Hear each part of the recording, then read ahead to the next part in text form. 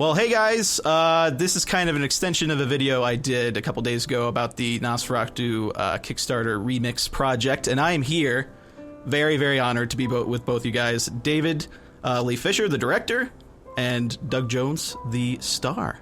Hello. Hi.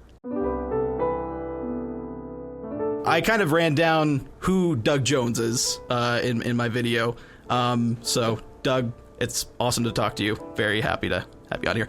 And David, I've looked around, and outside of your kind of brief biography on the Kickstarter page, don't know a whole lot about you. I want to know if you just wanted to kind of explain who you are and, you know, where you are in the business and stuff like that. Yeah, sure. My dad was a NASA engineer in the Bay Area, so I grew up around computers originally. So that was my original interest. I mean, back in the old days. My first job was building pinball machines at Data East, and then getting into really early PC titles. And I went from there to Sega. So I worked at Sega for many years. So I worked on Sonic and Doom. We acquired Doom. Went to the old CES shows in Chicago, which were always amazing. And then from there, I started my own animation company, 3D animation company. And we did a lot of work for Electronic Arts and Sony PlayStation and you know, the game world. And then I decided to get into filmmaking. So, you know, I did the usual route where you start with short films and did several of those, and, you know, win as many awards as you can and keep moving. Mm-hmm. And eventually ended up doing The Cabinet of Dr. Caligari with Doug. Since then, I've been working a lot with Stan Lee's company. We developed a show together for Cartoon Network. And one day, my DP, Chris Detty, stopped by my office in Hollywood and said, "Hey, why don't we do Caligari-ish type movie again?" And I said, well, he said, "What would you want to do?" And I said, well, Nosferatu. It's the first thing I thought of. So that's how I got here. I gotcha. Yeah, continuing on with the kind of German expressionist movement. Exactly. Yes. Knocking them all out. I'm surprised you didn't consider like Voyage dans la Lune or something like that. You know, but that'd be a lot shorter though. It also wouldn't work because it's French. Yeah. Too much dancing. Too much dancing. Yeah. Never too much dancing. I like the kind of Doom connection between you two, where you kind of worked on a port of the video game and you starred in the movie, and I played the video game. So, I mean... Yeah, I loved in your video when you said Doom, and you'll forgive me for that. He was also in Doom, but I forgive him for that. Because I've often cited it as like one of my least favorite films I've ever been in. But you know, the funniest thing about that movie is I had such high hopes because it has The Rock. I love The Rock. He's such a nice guy. Yeah. Carl Urban, Rosamund Pike. Rosamund Pike. Like the cast was amazing. It's just like I think it departed a little bit too much. And then you, of course, it departed a little bit too much. I remember actually at CES, Jay Wilbur from id Software came up to me, and he had a laptop with just about 5 seconds of battery left. And I was acquiring titles for Sega, and he said, "You got to see this." And he opened, he said, "I had about 5 seconds," and I looked at it. It was Castle Wolfenstein. And I just never seen anything like that. So I told my boss instantly, we got to get this title. So generally when filmmakers attempt to remake a film, they kind of try to set themselves apart from the originals a fair bit. And I think with the concept of a remix, it's kind of done, you know, with the visual backdrops and stuff like that. It's kind of done with a love and a care for the original. Why do a remix as opposed to a straight up remake? I think, you know, the idea of the genesis of remixing movies came out of necessity because we're doing independent films. And back when we did Caligari, you know, we just didn't have the budget to rebuild all the sets. So it was kind of a mother of necessity moment where we came up with a technique to actually do it. But I quickly fell in love with the idea of doing it that way because instead of a remake, it's much closer. It's closer to the bone of the original, and that's the idea: is to contain as much spirit of the original in these films, than kind of doing our own adaptation that goes off in a different direction. We're really just doing really kind of high-tech homages that I view as almost companion pieces to the original. So a lot of people came to me and said, hey, I saw your movie, but I'd never seen the original Caligari. But because I saw it, I wanted to watch the original. So that's the perfect scenario. Growing up, my brother and I, we always kind of somewhat detested remakes, but when I wanted to be a filmmaker, and I always figured if I remake a movie, that would be the ideal scenario where it's like, you made me want to watch the original. Absolutely. And I think with these silent films, because I watched a little bit of your Caligari and the original Caligari today, and I could definitely see it's with the remix, it's a bit more to today's, kind of tastes, where it's spoken word, not silent film, and it really is a great kind of companion to it. Yeah, and that's the whole idea, is we're not trying to usurp or do something better than the original. We're just trying to build kind of a sister to the original. Yeah, I love what the dialogue offers, what the verbal dialogue offers to a silent film, is it answers all those questions that you had when you're watching, for 14 minutes, and then they put up a card that says, more water, please. Yeah. I know he said more than that. I know he did. You know what I mean? You and I were talking, David, when we had a call a few days ago, about how when you did Caligari, the original, you kind of did it more so the traditional way with producers.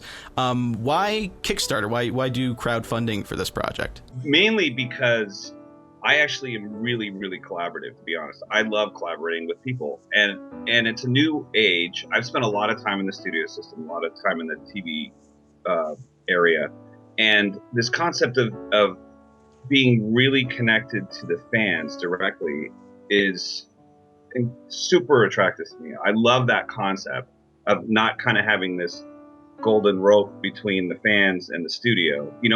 It's almost like getting rid of the guard gate at the studio.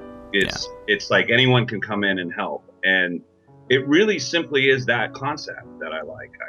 I want to be connected to people who love the stuff. Like this right here. Like it's such a cool thing to be able to talk to, Doug and you, to kind of help everybody kind of come together, and like you feel like you have a piece of it, when you are helping fund it. Yeah. Doug, yesterday I saw you replied to somebody who there was a woman who had gone out and printed up flyers, and for the Nosferatu remix. Like it's really amazing. Like she printed up flyers, was going around her local area and handing them out and saying, explaining the Kickstarter and what the project was. Why do you think fans respond so passionately to something like this? Well, it's that sense of ownership that we all feel for the classics, I think. And this that particular young lady is one who has identified herself as a fan of mine, and anyone who identifies themselves as a fan of mine is someone that I just cherish and love, and I don't take that lightly at all. That's a relationship that's taken years to form. So because of that relationship, I think when I say this is a passion project of mine, it's a dream role, something I've always wanted to play. Count Orlok has been, like one of those images back here, that has always been haunting me as something I want to crawl into. I want to have my shot at him, and not to mix it up and do something Doug Jones-like, but I really want to, again, like David was saying, honor Max Schreck and honor that original performance that has left us all so haunted over these years. So I think that young fan lady, Diane Shreve, she kind of speaks for a lot of the people that have been responding to this project so far, saying, "Oh my gosh, love Nosferatu. Oh my gosh, love you, Doug Jones, and thank you for that." And putting those two together it makes sense to some people, like Diane Shreve. So making flyers and passing them out also made sense. I would thank heaven for her and people like her. And that is really part of the that's part of the magic of connecting this way, instead of Absolutely. having locking the door and letting nobody in. It's so gratifying to be able to work with people like Diane that Mm-hmm. loves this kind of stuff but never gets a chance to really get into the process. Exactly, and part of the Kickstarter campaign at different giving levels, the higher you go, the titles can start coming with that. Associate producer, and at our top level is an executive producer level. Well, in most movies I've done with the studio system over the years, your executive producer is somebody who is in an office and making committee decisions based on money, what's going to skew well to what audience, what's going to profit, right? Mm-hmm. And in this case, an executive producer will be someone who's just really excited about the project. Mm-hmm. That's what makes a huge difference. Huge difference. You had just talked about how, you don't plan on doing like Doug Jones's Count Orlok, exactly, kind of in those words. But I had the question for you as well as David. What do you plan to do to make the remix stand apart from the original? Are there any plans for any sort of doing your own thing a little bit with the project? Well, there's no way I can't do something of my own, because I am a different. I'm not Max Schreck. Yeah. So certain things have to come with me, unfortunately, for you guys. And you're alive, which helps, unlike Max. That'll make it a different performance. Yes. It's a little more lively. So there's of course there's certain instincts and sensibilities that I do, that every actor will bring their own thing to. But just much like we did with the Cabinet of Dr. Caligari, I adored Conrad Veidt's performance as Cesare, the somnambulist. So crawling into that character was intimidating for me, as is crawling into Count Orlok, because of the fans that loved him and revered that performance and were such fans of it. So I couldn't help but have some Dougie in that version of Cesare. But I also really wanted to give a nod and a bow to Conrad Veidt, much as I want to do with Max Schreck as well. There's certain. Every actor comes to the table with a lifetime of experience and relationships and everything that you can't help but have influence your performances, of course. There'll be colors, but we want to have, an homage to the original with colors. And David, the filmmaking side? Yeah, filmmaking side is, since we did Caligari, and I've mentioned this a lot, just on the technical level, the technology, what we were using back then, we were building those computers out of AMD processors. We were really winging it.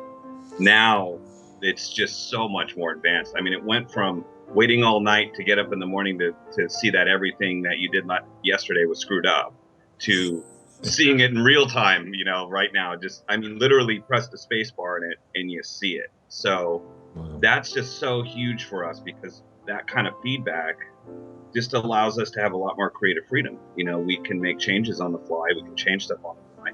And, we want to play around with the concept of tinting. We want to play around with the concept of having weather. In the original, he would just tint the scene blue, and that's night, right? Well, now we really have night. We can have rain, we can have lightning, we can have, sound design. So there's just a lot more stuff we can add, and I can't reiterate again, since the days of Caligari, just the ability of how you key a green screen is just, back then we literally didn't even have an HD camera. So, imagine trying to key out people's noses in DV and stuff. It was kind of really, really caveman kind of stuff. Yeah. So it's like Caveman versus Jetsons, basically. Yeah, digital cameras and like you said, it's been practically 10 years at this point. So just the advancements of everything is like, it's insane. You can get, a $3,000 4K camera nowadays. Like it's insane. For Caligari, you wrote, directed, and edited the picture, and that kind of speaks to me, because I've been kind of doing my own little cheesy video game things for a long time, in skits and shorts with my friends, or just making skits with video games, and anytime I've seen an independent creator that writes, edits, directs their own stuff as kind of like I've wanted to do, it's really inspiring. So what are some of the challenges that come along with taking on all those responsibilities for a feature? Well, there is kind of a curse about doing that, or even being able to do it, because now it is all on you, right? So the challenges to that have just remained the same. I mean, the fact that the responsibility is on your shoulders to get it done and have it be cool. You know, if in the studio system, people like to kind of look for the scapegoat, right? So there's the editor, he did a bad job, or there's the sound guy, he didn't do it right. Well, when you're wearing the hat, it's all on you, baby, right? So, but to be honest, I would recommend anyone who wants to get into film to learn those things. I mean, now is the day and time where you can on your desktop. I mean, it's kind of cliche, but it is true. I spent the time to actually read the manual and like play around with it. It wasn't just something I automatically knew how to do. I put the time in to figure out how to do that. Because the more you can do yourself, the closer what you're going to see is your vision. Anytime you have to kind of farm it to somebody else, you got a layer there and you're going to start kind of getting stuff you don't want. So that was always my impetus, was to kind of have hands on. Now, like you said, there's a downside. It's a lot of work. But fortunately for me, I really enjoy it. Like I'm kind of one of those weirdos that everyone's out having fun and I'm, it's Friday night and I'm editing. Like I kind of dig it. I like doing that. So, but the responsibility is on you. But that's kind of cool. That's how it should be. So the idea of remixing or remaking a film, it's interesting. And when you look at, especially when you look at other actors' portrayals of certain characters in remakes, so if you could pick a character that you've previously played to see a different interpretation of, which character would you want to see? To have another actor redo something I've done? Which character would you pick? To see a different interpretation of? I know. What do you think, David? Mac Tonight. The McDonald's commercial. When the stars come out to play, baby. That was me. I'm obsessed with that for some reason. 27 commercials as that crescent moon guy for McDonald's. When the clock strikes, hey, 6:30. And who would you like to have do that, David, as a remake? I mean, I've been vying for it for 20 years. So. Okay. I would love to see what Johnny Depp might do with my Billy Butcherson character from Hocus Pocus. That would be very interesting. And like I had mentioned in my video about how even before I knew who you were, I found out about you from the Hellboy special features. I used to, back in the day, I was so interested in filmmaking, I would watch any special features of a movie, like director's commentary and stuff like that. And so that's where I found about you. And then I had looked into you at some point and found out about the Billy Butcherson character. That's probably one of my favorite characters of yours, just because when I originally watched it when I was so young, it was terrifying. That character was terrifying to me, even though he's pretty goofy watching it now. Yeah. It terrified me when I was younger. But then, after the first showing, after the first viewing, every single time, it's a sympathetic character. He has a lot more going on to him than just being that, scary guy going after the kids. I just really love that. I just wanted to say that. Well, thank you. It's kind of before zombies were cool. I was cutting edge there. So those are all my serious questions. I do have a couple. Goofy ones. Yeah, goofy ones. I do have like I had said, I had asked some people on Twitter, so I'll have comments or questions from them coming up soon. But a lot of people made the SpongeBob joke about how the Nosferatu If that was you on the phone and you on the bus, then who was flickering the lights?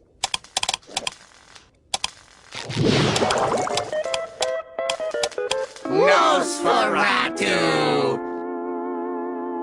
So that kept popping up, and now I was looking at the Kickstarter earlier and going through the credits of some of the crew that you guys have for this project, and the composer also worked on SpongeBob. So I wanted to know what is this pattern that's going on here? Is there going to be any sort of SpongeBob Easter egg as SpongeBob had the Nosferatu Easter egg? There's going to be, and also I have right out of the oven on my computer, I'm posting today an interview with Evan Schletter, our composer, that he talks a little bit about that. So stay tuned. I'm going to post that after this in the next hour or so. I was just goofing around. Is there really going to be a SpongeBob Easter egg in there? The interview I'm going to put up today on the Kickstarter page, Evan talks a little bit. You'll see a little bit about that. Okay. And then in the film, SpongeBob will be digitally tucked in somewhere, just like Lincoln Aaron on Twitter asked, do they like Batman? Now, Doug, you were in Batman Returns. Yep. I was the thin clown. Yeah. So you guys like Batman? Yes. Yeah, I like. Well, oh, I was about to pull out my Batmobile. I have one right around here somewhere. Yeah. Oh, really? Which Batmobile? Burton's. Burton's. I like Gotcha. Batmobile a lot. I Gotcha. remember when they auctioned. They did a call in on MTV a million years ago. When Burton's Batmobile, and I sat all day, man. I wanted it so bad. And that's I the would literally Batmobile drive. If you gave that to me, I would drive that to work. And that's the Batmobile that I got to rewire in that scene where we jimmied it up so it would go nutty on Batman when he got in the car. Milton Alvarado asked for David, what motivated you to direct this project? Nosferatu is a very German-style movie, and I just, it's kind of like saying, why do you like that piece of art? You could talk for days about that, but it really is the fact, I just love it. I love the look, and I love the subtext of it, and I love the fact that, especially in those films, the look, the art direction, the expressionism is almost its own character. It's like it's baked into the movie. I'm very Doug right now. I like. I'm very hand gestury too. We're all. Yeah, I feel so pale manny right now, which I look like too, which is amazing. You are I've got the pale man lighting going, but that's why. Yeah, exactly. I see you guys. That's why. Gotcha. It really is the love of that. I was really interested. I didn't know the story of Nosferatu. I went on the Wikipedia and I was just reading about how they didn't have the rights for Bram Stoker's Dracula, and they got sued and almost all of the copies were destroyed of the film. That's right. Yeah, that's insane. It's really weird to me about how, because you look at movies that have that kind of, when they came out, they were just critically panned and they didn't do well, and then it's just like a resurgence later on. They become classics. It's a Wonderful Life, and just a bunch of other movies. It's even Kane. Kane wasn't. Oh yeah, Citizen Kane. Yeah, that's probably one of the biggest examples. So Spencer, right here in the background, tweeted at me. And this is a question for you, Doug. He said, "What was your favorite role/character to play?" Well, I like any good parent, I love all my children equally. Mm-hmm. So that's the political answer right there. Political answer, yes. There's always some love. I have to fall in love with every character I play, or I won't be able to do them justice, I think. So there's been a love for all of them, honestly. In that handful of favorites would be the Silver Surfer. That's probably the most beautiful I've ever been on film. Great ass. Mm-hmm. I had to slip it off and give it back every day, but it was a great ass. I loved the Fawn character from Pan's Labyrinth, El Fauno. I thought he was just beautifully done. And of course my makeup artist that won the best makeup Oscar that year for that. I do love Billy from Hocus Pocus. And of course you're supposed to say it's your most recent character. So I love Cochise on Falling Skies, my alien character. There you go. And his dad. And I played my own father this past week, but you're not supposed to know that yet. Well, no, my dad character has made a couple appearances in the last 2 seasons, and it's been me playing him every time with a different voiceover actor, thank heaven, because he sounds older and more dad-like. Mm-hmm. And so we just did an episode with Dad again. I'm up in here in Vancouver filming that right now, so that's why it's kind of fresh. Yeah. But I would say that the Abe Sapien from the Hellboy movies is probably the nearest and dearest costume character I've ever played. He's probably the most like me in that I'm very handsy. And Abe sort of like, he has clairvoyant and he can feel things and see things with his hands. And he's also, he's not street smart, but he's kind of book smart, and he's he's befriended like this big lummox named Hellboy that's all brawn, and so they kind of complement each other well, and that's the kind of friends I tend to attract to. We're just opposites. So I love Abe, and in Hellboy too, I especially loved his love interest with the elf princess that came in, and how he was, was experiencing teenage love for the first time, and that's kind of how I always fell in love, no matter how many times it was, with how many different, until I married Mrs. Laurie. It was always kind of like innocent and like, I don't understand myself. So I get Abe. Abe and I get each other. Yeah. Drunk Abe was probably one of the best parts of that movie. God. Who does that in a superhero movie? Guillermo del Toro. That's who does that. Well, I mean, that's pretty much all I had for you guys. Thank you guys for doing this. This is really awesome to get to talk to both of you guys. Thank you. Well, pleasure's ours. Thank you, Dan. Thank you so much for your interest and your enthusiasm about this project. That really means the world to us. Oh, yeah, thank you. Anything I can do to help is the biggest thing. And hopefully, maybe a couple years down the road, we will be talking about the release of this movie, but we can do another interview down the road. Let's do that. Yeah. So if you guys are watching this video and you were interested about any of this, be sure to check out the link in the description for the Kickstarter page. There's another video explaining stuff down there if you want to. And also, or you could go to thevampirelives.com, I believe is the URL, and find out more about it and help support this awesome project that I think is going to be really cool. So thank you guys. Great. Thank you. Bye. Bye. Bye.